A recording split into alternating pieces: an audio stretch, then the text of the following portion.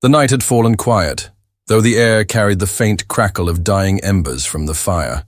A soft wind whispered through the cottonwoods, bending their shadows long across the earth. In that uneasy stillness, a figure stepped forward, his face half hidden by the flicker of the flames. He was Apache, proud, scarred, and weary from battles not all his own. His voice broke the silence, low and trembling with something far heavier than pride. "Let me stay," he whispered, the words barely lifting from his lips. "Your children deserve a father." The plea hung there, suspended between firelight and darkness, between fear and mercy. No one moved. The family gathered close together, their eyes darting from the stranger to each other, searching for strength in the uncertain silence. The children, too young to grasp the full weight of his words, clutched at their mother's skirt, their wide eyes reflecting both fear and curiosity. She stood still, heart pounding, torn between the instinct to protect and the echo of his voice, which carried a truth she could not easily push away. The man before them was no ordinary wanderer. His hands bore the lines of hardship, his shoulders sagged with unspoken grief, and yet in his gaze there flickered a spark, one of longing, one of redemption. His whisper was not the demand of an enemy, but the cry of someone who had seen too much of the world's cruelty and sought one last chance at belonging. The fire crackled louder, almost as if mocking the silence that followed. The land itself seemed to lean in, listening to the decision that lingered in the night air. The mountains beyond stood like silent witnesses, ancient and unmoved, as though they had heard this kind of plea before, in other times, from other men. And yet this was no ordinary night. This was not a simple choice. To allow him to stay could mean safety, or it could mean danger. To send him away could preserve what little peace remained, or it could condemn the family to a fate they had not yet imagined. The tension in the air was thick enough to choke on. The mother's eyes locked on the man's. In that moment, she saw more than a stranger. She saw a shadow of the past, a reflection of battles fought long before her children were born, a story written in scars and silence, and in his eyes, she saw the one thing she feared and longed for in equal measure: hope. But hope could be a dangerous thing. The children shifted restlessly, their innocence demanding an answer, before dawn broke the spell of the night. The man waited, his whisper echoing like a prayer that refused to fade. He did not move closer, nor did he step back. He simply stood there, suspended between rejection and acceptance, between exile and home. And then, just as the woman opened her mouth to speak, the sound of distant hooves thundered through the valley. The earth trembled faintly beneath their feet. The fire shuddered. Every head turned toward the darkness, where shadows moved swiftly under the moonlight. The man's face hardened, his jaw set. Whatever storm was coming, it would not wait for their answer. The night was no longer quiet. The choice would not come without a price. The sound of hooves grew louder, a rhythm that shook the quiet valley and pressed against every heartbeat around the fire. The children pressed closer to their mother, their small hands gripping tight as if they could hold the fear away. The stranger's eyes did not leave the darkness, though the fire's glow revealed the way his body tensed, muscles ready as though he had known this sound before. He did not speak. He simply listened, waiting, each second stretching longer than the last. The mother felt her breath catch. She wanted to ask him who they were, what danger followed, why his whisper carried both desperation and warning. But no words came. Her throat closed around the questions, because a part of her already knew. Whoever rode through the night was not riding in peace.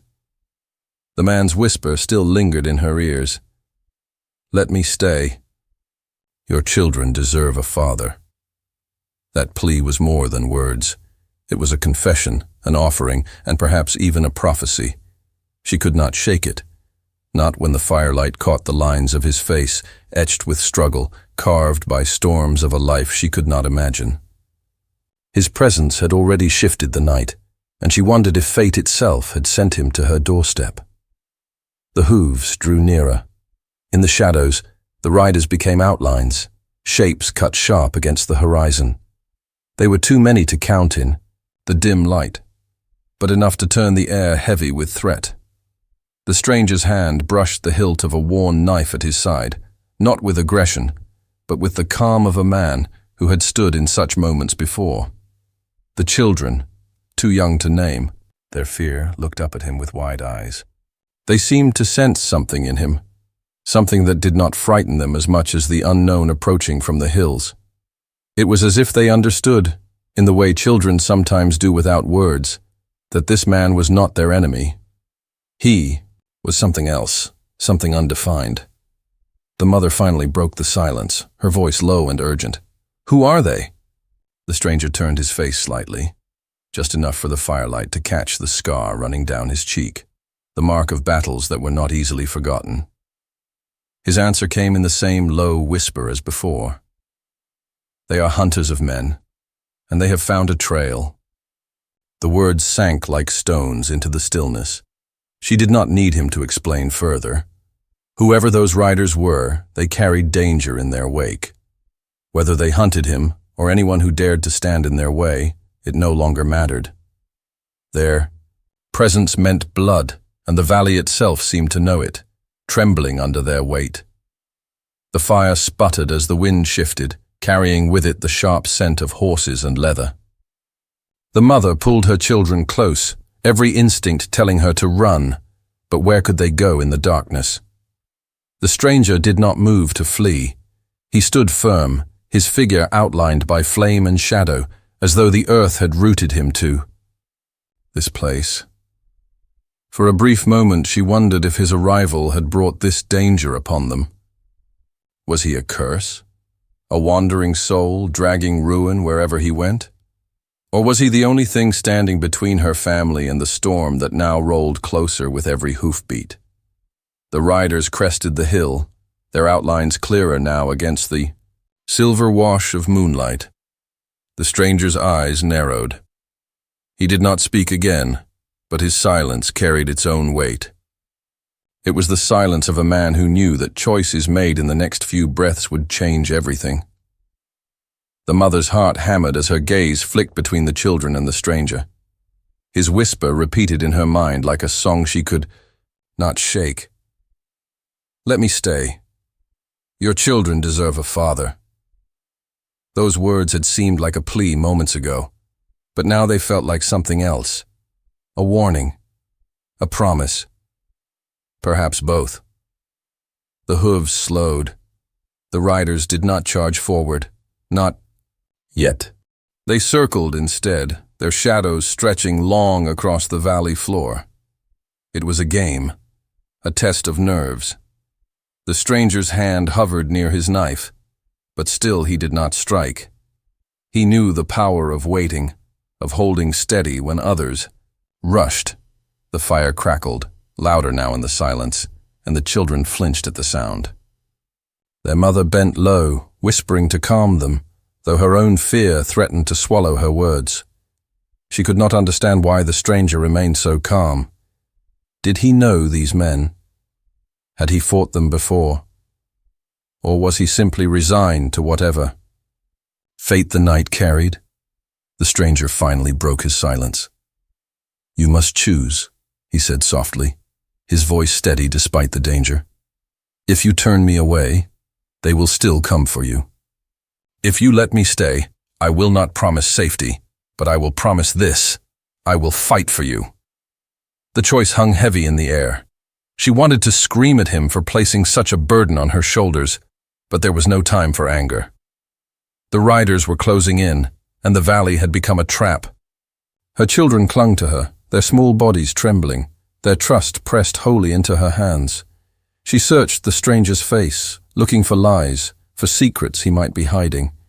But all she saw was weariness, and behind it, something more, powerful determination. He was not asking for himself. His whisper had been for the children, for their right to grow with a protector beside them. And though he stood as a stranger, there was something in his eyes that spoke of a father's heart, of a man who knew the cost of losing family and would not let it happen again. Still, she could not decide. The fire burned lower, the riders shifted in the dark, and the stranger waited for her answer, though perhaps he already knew what it would be. The hooves grew restless, pawing at the earth. The valley seemed to hold its breath.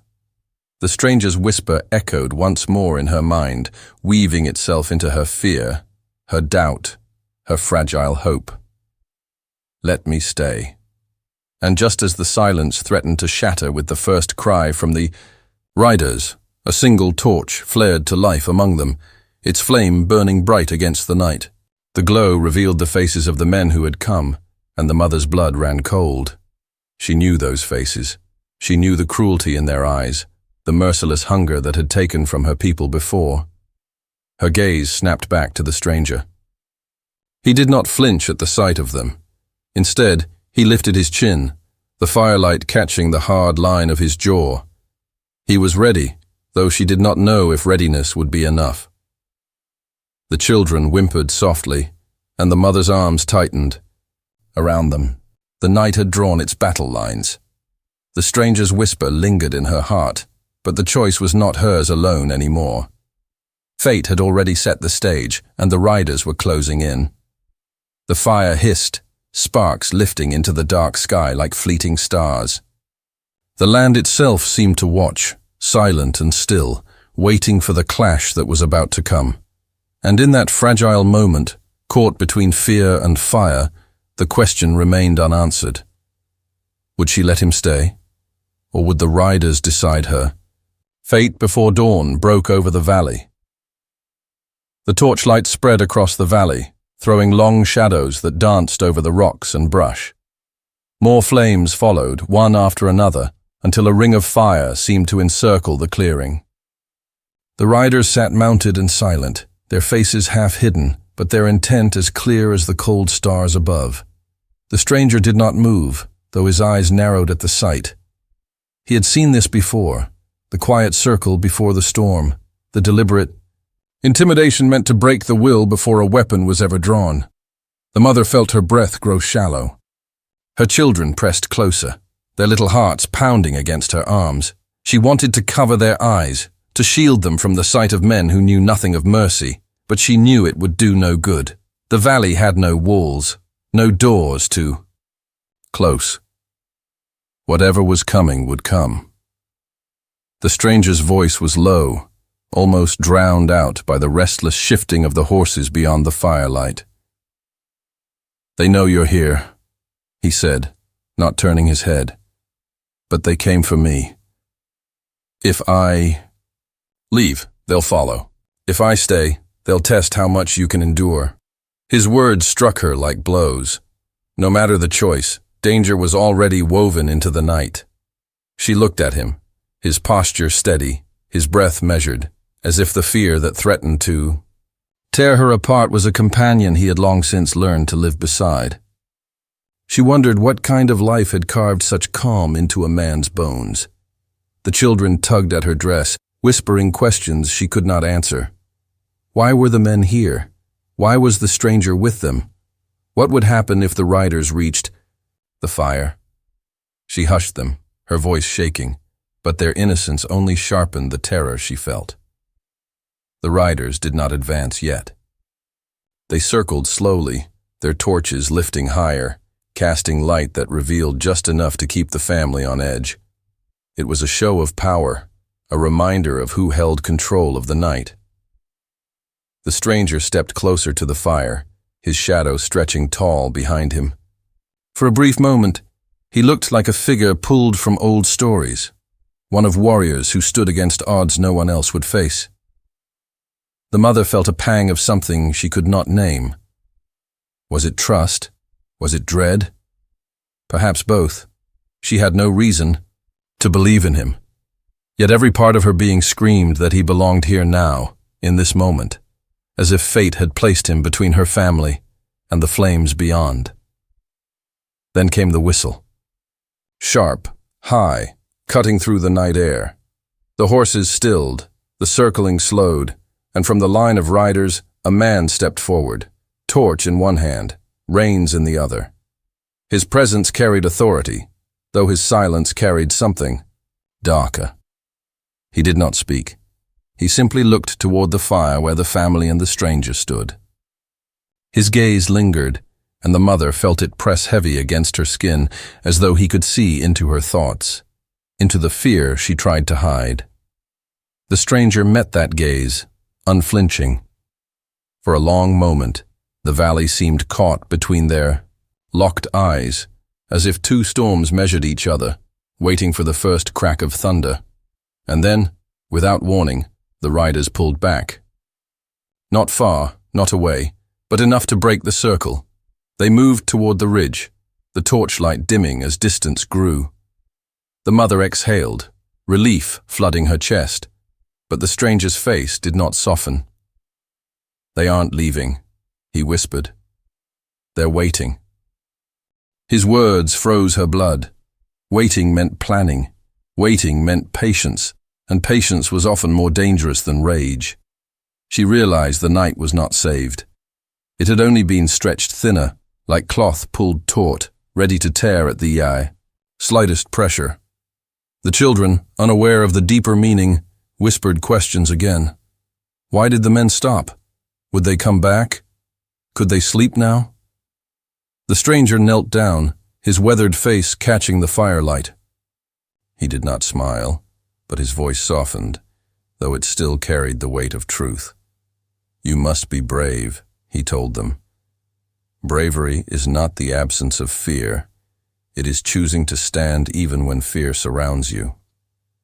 The mother watched him speak to them, watched how her children clung to his words, not because they fully understood, but because they felt the steadiness in his tone. It was a strange comfort, and she could not ignore it. He had entered their lives as a shadow, yet already the children looked to him as though he had been there all along. The night deepened, the fire burning low, but no one dared to sleep. The rider's absence was not a comfort. It was a question left unanswered, and every rustle in the brush, every gust of wind, carried suspicion. The stranger sat at the edge of the firelight, his gaze fixed on the ridge where the riders had gone. His hand rested near the knife, not gripping it, but never far. The mother wanted to ask what had brought him here, what path had led him to their fire on this night. She wanted to know why danger followed him, and why his whisper carried both desperation and promise. Yet she did not ask. She feared the answers, feared that knowing would bind them to his fate more tightly than they already were. Instead, she sat in silence, listening to the quiet crackle of the fire and the steady breathing of her children, who had finally drifted into uneasy sleep. Time passed slowly, each minute stretching. At last, the stranger spoke again, his voice barely more than a breath. "They won't strike tonight. They'll wait for dawn. The light gives them power, and they want you to see what they are capable of." The mother shivered. The idea of surviving the night only to face the riders at sunrise made her stomach twist. The darkness had been a shield, thin though it was, and daylight would strip it away. She looked at him, her voice trembling. "Why do they want you?" The stranger's eyes flickered, shadows shifting across his face. For a long while he said nothing, as if weighing whether the truth would help or harm. When he finally spoke, it was with the same quiet tone that had first carried his plea. "Because I left them, and they do not forgive those who leave." The words settled heavily between them. She did not know what he meant, whether they were soldiers, raiders, or something else entirely, but she understood enough. He had broken away, and they hunted him not just for vengeance, but for the example his freedom set. The fire popped, sending sparks into the sky. The mother stared into the flames, torn between fear of what would come and the strange pull of the man beside her. He had brought danger to her family, Yet he also seemed the only one capable of facing it. The stranger's whisper came back again, echoing through her thoughts. "Let me stay." She knew now it was not only a plea for shelter. It was a vow of resistance, a promise wrapped in quiet desperation.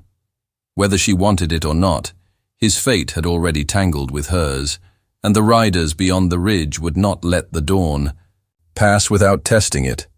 And so, with the fire burning lower and the valley silent once more, the night stretched on, heavy with the weight of choices yet to be made and battles yet to be fought. The dawn was coming, and with it, the storm. The night dragged on, every hour stretching into eternity. The fire burned down to glowing coals, its light faint but steady, while the shadows pressed closer with each passing breath. The valley was hushed, but the silence did not bring peace. It was the kind of silence that held its breath, waiting, watching, ready to shatter at the smallest spark.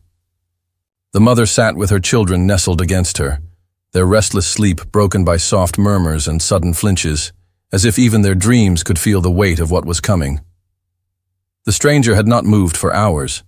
He sat near the edge of the dying fire, eyes fixed on the ridge where the riders had vanished. His stillness was unnatural, yet it carried a strength that calmed and unnerved all at once. He seemed less like a man resting and more like a sentinel carved out of stone, anchored to the earth until dawn called him to stand. At times the mother's eyes drifted closed, but each time they snapped open again, her chest tightening with fear that something would happen the moment she allowed herself to falter. The stranger's words echoed in her mind, that warning about dawn, about light giving power to those who hunted him. She dreaded the sun's first touch against the horizon, because she knew it would carry the beginning of the end. The hours crawled until the first pale gray began to brush the edges of the sky. The stars dimmed one by one, their cold light yielding to the slow rise of day. The air grew sharper, colder, and with it came the distant sound of movement. It was faint, almost hidden in the rustle of the wind, but it was there, the steady, deliberate sound of horses shifting, preparing. The stranger's head tilted slightly, his eyes narrowing. He did not need to speak. The mother felt it too, the air tightening as though the valley itself knew what approached. She pulled her children closer, her arms tightening around them, though she knew her strength could not hold back what was to come. The light spread quickly now, painting the valley in muted shades of gold and gray. The ridges sharpened, the rocks, casting long shadows across the earth. And then, one by one, the riders appeared again. Their torches were gone, replaced by the harsh clarity of daylight. Faces once hidden in shadow were revealed, and the sight of them made her stomach twist. Their leader rode at the front, tall in the saddle, his expression cold and merciless. His eyes swept the clearing, lingering on the small family by the fire before locking on the stranger. A grim smile tugged at his mouth, the kind of smile that carried no warmth, only certainty. He had come for blood, and he was prepared to wait. No longer. The riders fanned out, their formation tightening like a net.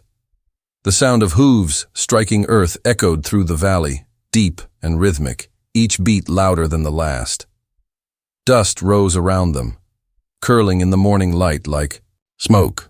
The air itself seemed to vibrate, trembling under the weight of what was building. The children awoke, frightened cries breaking from their lips as they saw the wall of riders closing in. The mother tried to hush them, her voice shaking, her eyes darting between them and the men on the ridge. She could feel her heartbeat pounding in her throat, louder than the hooves, louder than the wind. The stranger rose slowly to his feet. The movement was quiet, deliberate, but it carried weight. He stood tall, his figure outlined by the weak glow of the fire behind him, and for the first time the mother saw him not as a weary traveler, not even as a desperate man begging for shelter, but as something else entirely. He was a wall, a shield carved by years of pain and survival, a man who had already lived through storms most could not endure. His hand brushed the knife at his side, though he did not draw it. His eyes remained fixed on the riders, unwavering, steady. He did not speak to them, nor to the family behind him.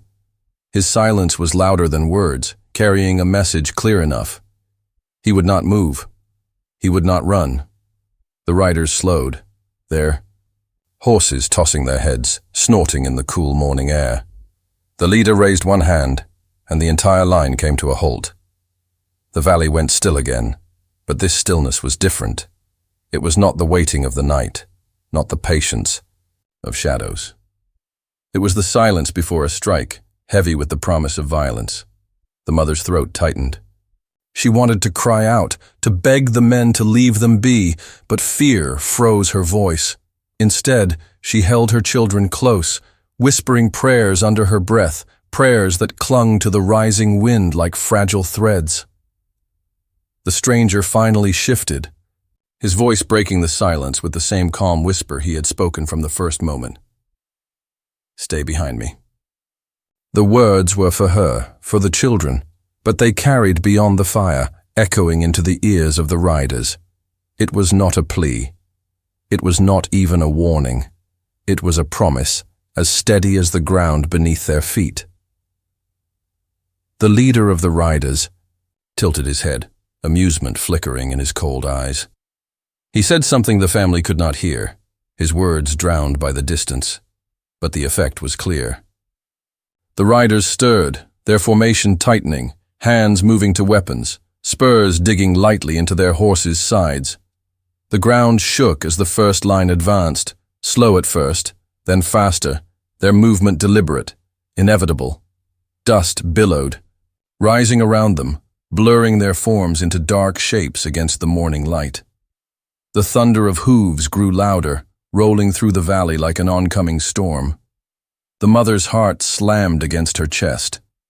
Her children cried out, clinging to her, their small voices nearly lost in the roar of the charge. She looked at the stranger, her eyes wide with terror, but he did not look back.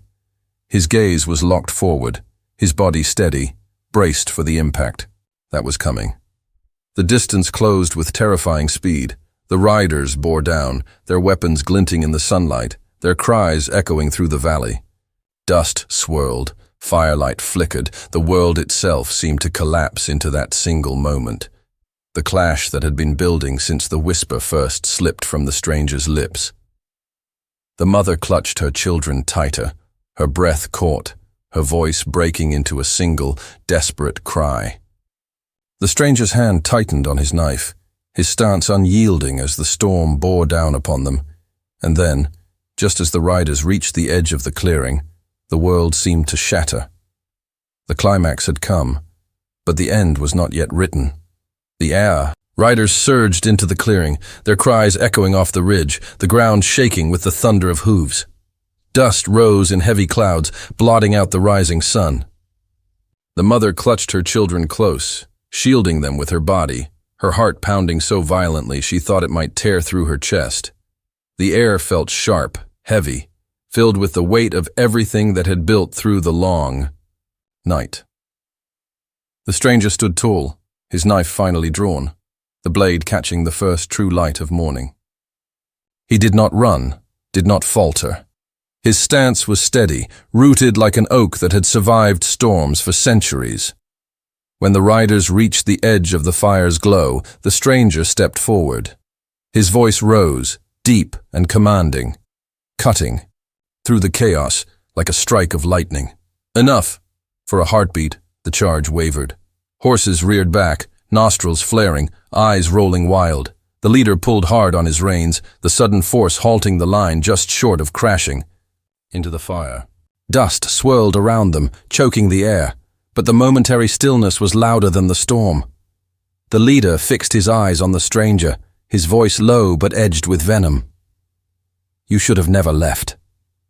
The stranger's face did not change, though his jaw tightened. "I left because I would not be what you wanted me to be." The words carried more than defiance. They carried history, unspoken battles, and a pain the mother could sense but not yet understand. The leader sneered, his hand tightening on the hilt of his weapon. "And now you think you've found a place? These people mean nothing. They will not save you." The stranger lifted his knife higher, his voice calm but fierce. "I do not ask them to save me. I stand for them." The tension cracked like dry wood snapping in a fire. The riders shifted, their weapons raised, but they did not advance. Something in the stranger's stance, in his unshaken calm, gave them pause. Even the horses seemed restless, stamping and snorting as if they sensed the weight of the standoff. The mother felt her children trembling against her, and though her fear was sharp, another feeling grew beneath it, a strange, unsteady hope. She had doubted the stranger, questioned his presence, wondered if his whisper was a curse or blessing. But in that moment, as he stood against the storm alone, she saw the truth of his words. He had not begged to stay for himself. He had pleaded for the children, for the chance to give them what he had lost long ago. The leader laughed, though it rang hollow. "One man against us all. You will not survive the day." The stranger's eyes never wavered. "Then let the day decide." The silence that followed was unbearable, every breath stretched thin. The riders shifted again, but this time uncertainty hung among them. They had come to strike fear, to reclaim what had slipped from their grasp. Yet here stood a man who refused to yield, who faced them with nothing but a worn knife and unbroken resolve. The leader's sneer faltered, if only for a moment.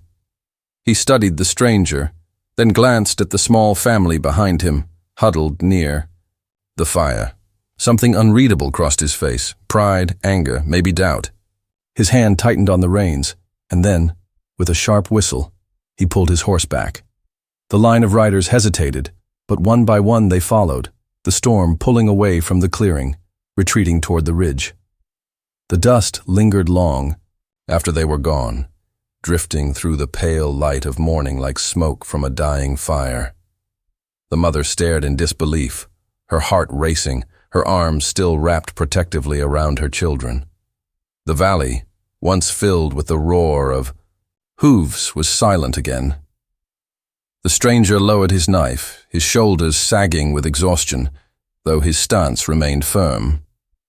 He watched the ridge until the last shadow of the riders disappeared. Only then did he turn back toward the family. His eyes softened, the fire in them dimming to something gentler. "They'll return," he said quietly. "But not today. The Mother searched his face, trying to find the words for what pressed against her chest. Gratitude, fear, wonder, they all tangled together. She looked at her children, their small faces wide with awe and relief, and she knew they saw him differently now. He was no longer just a stranger. He had become something far greater. Her voice trembled when she finally spoke. "Why us? Why come here?" The stranger knelt by the fire, placing the knife carefully beside him. His eyes held a distant sadness as he answered. "Because I know what it is to lose everything.